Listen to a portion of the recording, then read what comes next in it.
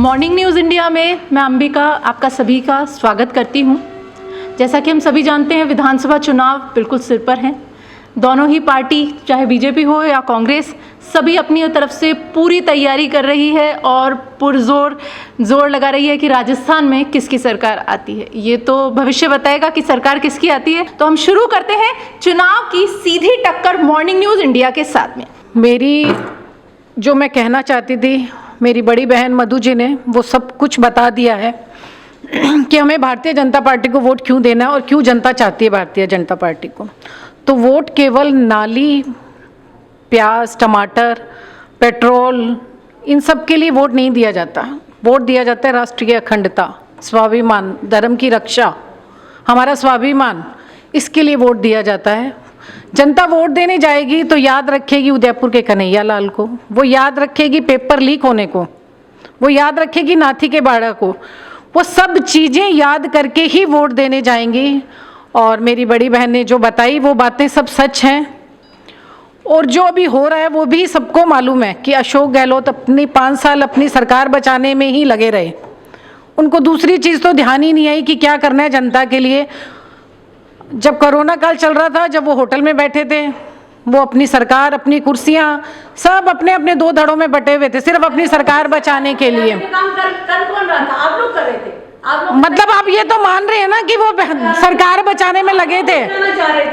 वो तो ये तो आप मान गए। आप ये तो आप अपने आप में मान गए कि हमारी सरकार अशोक गहलोत बचाने में लगे थे।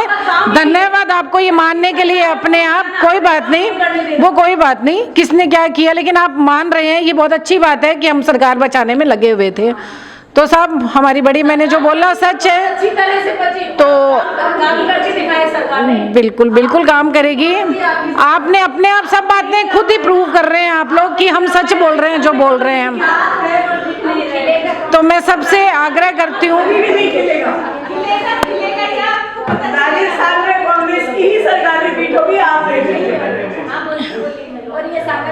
अब मैं रही हमारे क्षेत्र के विकास की बात, तो हम पे भगवान की दया समझ लीजिए कि विद्याधर नगर विधानसभा ऐसा है कि वहाँ हमें शायद बहुत विकास की ज़रूरत नहीं है, ऑलरेडी बहुत अच्छा मेंटेन कर रखा है।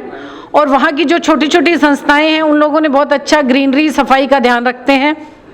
और हमारे जो विधायक थे, उन लोगों ने भी बहुत बढ़िया काम करके निकले हैं वो लोग। एक हमारी थोड़ी सी हटाया नहीं है पार्टी, हटाया क्या होता है, पार्टी ने कहीं और से लड़ने का आदेश दे दिया, ऐसा नहीं होता है। उनको हटाना होता है तो उनको टिकट ही नहीं मिलती। उनको टिकट दी गई है चित्तौड़ से लड़ने का, वो तो पार्टी के आदेश होते हैं, जहां हो वहां मानना पड़ता है। ये कोई बात नहीं होती कि एक ही कुर्सी पर एक का ही अधिकार रहेगा उस विधानसभा पे, ऐसा नहीं होता है। सबको अलग अलग जगह भेजा जाता है और ये पार्टी के निर्देश होते हैं। हटाना होता है तो वो उनको टिकट ही नहीं देती है, ऐसा नहीं होता है। वो 3 बार से हमारे MP MLA थे और बहुत काम किया है उन्होंने।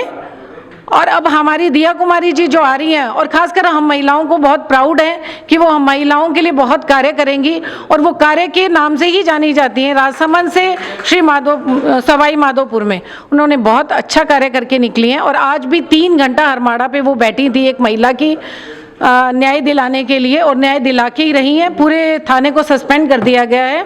तो ऐसा नहीं है। और हमारे क्षेत्र में विकास होगा, जितनी भी ज़रूरत है 100% होगा। धन्यवाद।